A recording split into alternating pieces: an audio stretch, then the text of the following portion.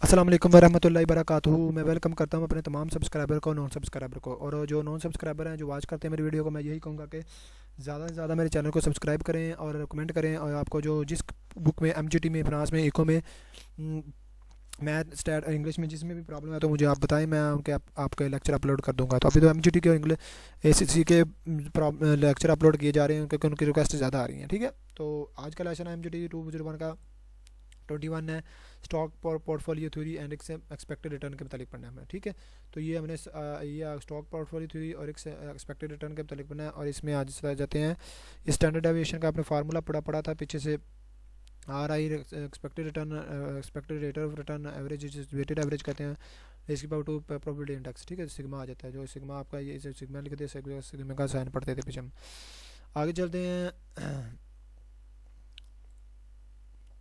आगे चलते हैं आगे चलते हैं बेल कर्व का जम्पशन क्या होता है कि फारकास्ट आप आउटकम करते हैं जितने भी इसको डिस्ट्रीब्यूट करते हैं एक नॉर्मली प्रोबेबिलिटी डिस्ट्रीब्यूशन के, प्रोबेबिलिटी नॉर्मल प्रोबेबिलिटी डिस्ट्रीब्यूशन करते हैं, मतलब आप फारकास्ट करते हो प्रोबेबिलिटी के इंडेक्स के मुताबिक करते हो। ठीक है, उसके बाद अगर जो आपका गेन आता है वो कैलकुलेटिंग करते हैं, गेन जो कैलकुलेट करता है वो स्टैंडर्ड डेविएशन के बाद किया जाता है, जो इन्वेस्टमेंट करते हैं वो स्टैंडर्ड डेविएशन के बाद कैलकुलेट जाता है।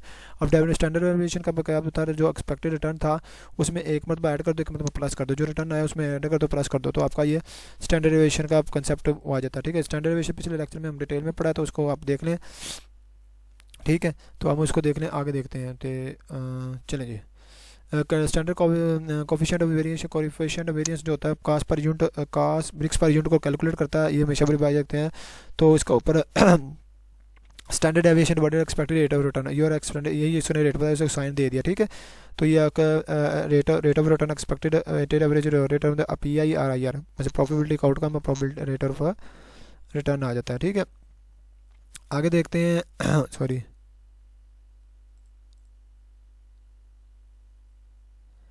आगे देखते लेते हैं प्रोबेबिलिटी। अब पोर्टफोलियो क्या होता है? पोर्टफोलियो होता है कि डिफरेंट इन्वेस्टमेंट डिफरेंट कंपनीज में, collection of the multiple companies में करते हैं आपने, वो कलेक्शन ऑफ मल्टीपल कंपनी में करनी है तो बहुत ज़्यादा ऑर्गेनाइजेशन में करनी होती है, जहाँ अगर आपका पोर्टफोलियो इन्वेस्टमेंट इंडेक्स क्या we can't are be risk of the return, we have to be consider the overall risk of the entire मसम।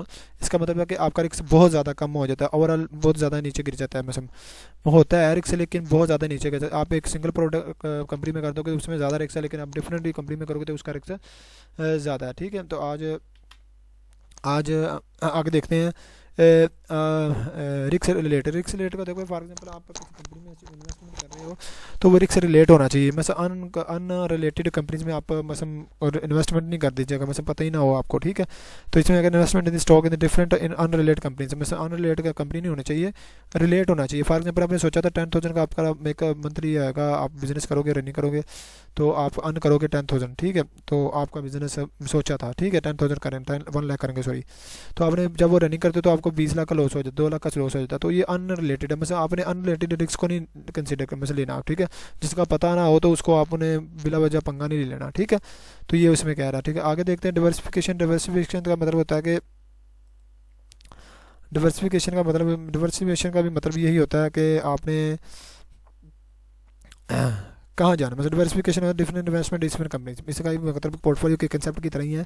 ठीक है, कि इफ द कंपनी अब you change the share of the your portfolio on the one stock the already large number of the investment in the multiple particular companies, the risks will be different, the investment the different share of the compound and project। अब investment bond share के शक्ल में देखता है, कहता है आपने बहुत ज़्यादा लार्ज इन्वेस्टमेंट एक कंपनी में की हुई है तो उसको जरूरी है कि आप डिफरेंट कंपनी में स्कोर करो, बॉन्ड्स और प्रोजेक्ट शेयर और प्रोजेक्ट में। ठीक है, तो आपको रिस्क मिनिमम मिल जाए। तो कहता है different countries are can be reduce risk, diversification portfolio can be reduce risk, मतलब रिड्यूस रिस्क का देता है, ये पूछ लेता है ये एमसीक्यूज में कि डिवर्सिफिकेशन क्या करता है, मतलब रिस्क को कम करता है। Risk generally reduce the size of the product portfolio increase, मतलब जीरो नहीं कर देता लेकिन बहुत मिनिमम कर देता है, बहुत ज़्यादा मिनिमम कर देता है, रिस्क खत्म नहीं होता। ठीक है, पोर्टफोलियो जो रिस्क रिटर्न है तो आपको जारी बात है, जो ओवरऑल रिस्क है रिटर्न है जो पोर्टफोलियो में बहुत कम हो जाए, रिस्क कम हो जाता है, रिटर्न थोड़ा ज़्यादा हो जाता है, इसमें ये कह रहा है। ठीक है, इन्वेस्टमेंट रूल का क्या मतलब है? इन्वेस्टमेंट रूल है कि investor can be try to the maximise portfolio return, मतलब बहुत ज़्यादा पोर्टफोलियो रिटर्न में करता है, मैक्सिमम पोर्टफोलियो रिस्क होता है, मिनिमाइज मैक्सिमम पोर्टफोलियो रिटर्न होता है और मिनिमम रिस्क होता है, ठीक है। Investor can not be additionally portfolio risk unless compensate with the additional portfolio return. For example है कि अगर एक कंपनी में तीन कंपनियों में अप्लाई करता है, एक में लॉस हो गया तो दो में प्रॉफिट हो गया, अब वो लॉस को कंपनसेट जब तक नहीं ना करेगा तो वो किसी इन्वेस्ट नहीं करेगा, रिस्क नहीं लेगा, तो उस कंपनी को उस प्रॉफिट को करना पड़ेगा, तो एडजस्ट करना पड़ेगा। Two stock two risk, two types of the risk of the stock, मतलब टोटल रिस्क होता है, स्टैंडर्ड डेविएशन रिस्क और मार्केट रिस्क। एक मार्केट रिस्क होता है, स्टैंडर्ड डाइवर्सिफिकेशन होता है, सॉरी ठीक है, डाइवर्सिफिकेशन रिस्क होता है, ठीक है। डिवर्सिफिकेशन रिस्क वही होता है जो आपको मैंने बता दिया, एक कंपनी स्पेसिफिक सिस्टमेटिक रिस्क होता है, एक सिस्टमेटिक रिस्क होता है, एक सिस्टमेटिक रिस्क होता है। तो हम आप ऐसे भी कह सकते हैं total stock is equal to risk systematic risk plus non systematic risk, ये मार्केट रिस्क में नॉन सिस्टमेटिक रिस्क आ जाता है, ठीक है। तो आप इसको ऐसे भी लिख सकते हैं, तो ये पूछ लेता है फार्मूले में, ठीक है। विनिंग मेजर कॉन्ट्रैक्ट और losing of the course case successful marketing companion, मतलब loss of the COE. Diversification risk can be reduce using diversification, ये आपने ऊपर पढ़ा होगा कि आपकी रिस्क को बड़ा कम कर देता है।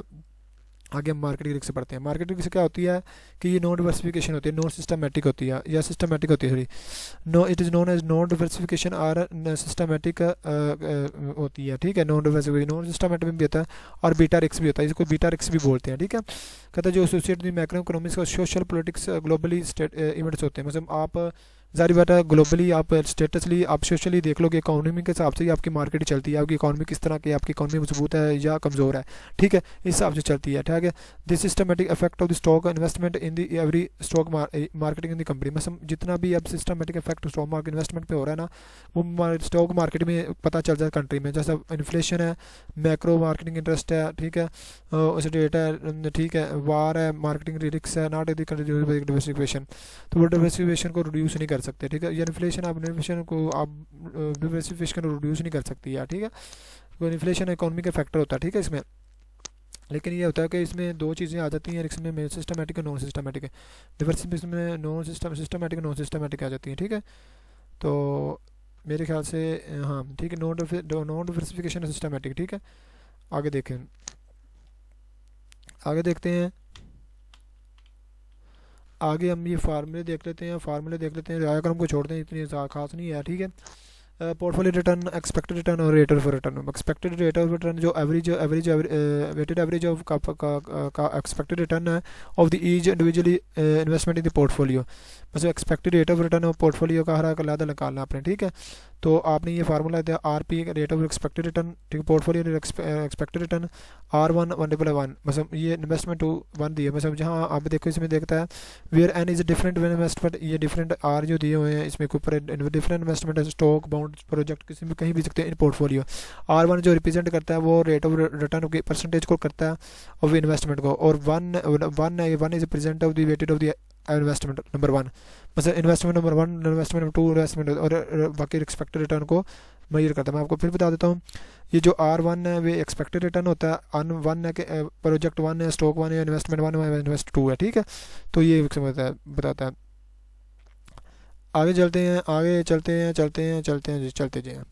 एग्जांपल है कि मतलब पोर्टफोलियो वैल्यू इन्वेस्टमेंट स्टॉक भी टोटल है 3070 की है, इसकी एक्सपेक्टेड रिटर्न 20 और 10 है, ठीक है। तो एक्सपेक्टेड रेट पोर्टफोलियो रिटर्न कैसे आ जाता है, बस प्रोजेक्ट स्टॉक ए, मतलब स्टॉक ए की परसेंटेज कितनी, इन्वेस्टमेंट कितनी 30 है, ठीक है, 30 है डिवाइड बाय 100 टोटल वैल्यू, ठीक है। टोटल वैल्यू से डिवाइड कर देना आपने, टोटल वैल्यू मतलब इसको आप पॉइंट में भी लेके आके सकते हो, 0.30, ठीक है। तो इसको मतलब है कि अब इसको 20% आ गया, इसका ये 3 डिवाइड बाय 100 कर देना, इसका आगे इसका 10%, ये इसका 10% है, ये इसका 30 का 20% है, ये 70 का 30% है, और 70 डॉलर हो जाना है, तो ये 6% आ जाना, ये 10%, इसको दोनों को मिलाएंगे तो आपका पोर्टफोलियो रिटर्न आ जाएगा, ठीक है। तो 2 स्टॉक इन्वेस्टमेंट पोर्टफोलियो, ठीक है। तो आप देखें आपका रिटर्न देखें, इसमें कम था, इसमें ज़्यादा हो गया, तो और एक सब और कम हो गया, ठीक है। अगर सारी इन्वेस्टमेंट कर दे तो इसमें रिक्स ही आना ज़्यादा, रिक्स के अप्रोक्सीमेटली आना था। Portfolio invested not weighted average risks of the individual investment, the effect of the individualness अब the investment the portfolio risk formula में समझिए, अब वही तरीका है फार्मूले का जो हमने पीछे बताया, ये इन्वेस्टमेंट 1 इन्वेस्टमेंट 2 ऐसे ही है, ठीक है। इसका तरीका XA1 सिग्मा XA2 रेज़ की पावर 2 है, ठीक है। और X A B two sigma B के रेज़ की पावर 2 ये, और 2 X A X B sigma A sigma B और ये सिग्मा ए बी, ठीक है। और ये देखते हैं, अब इसको समझते हैं।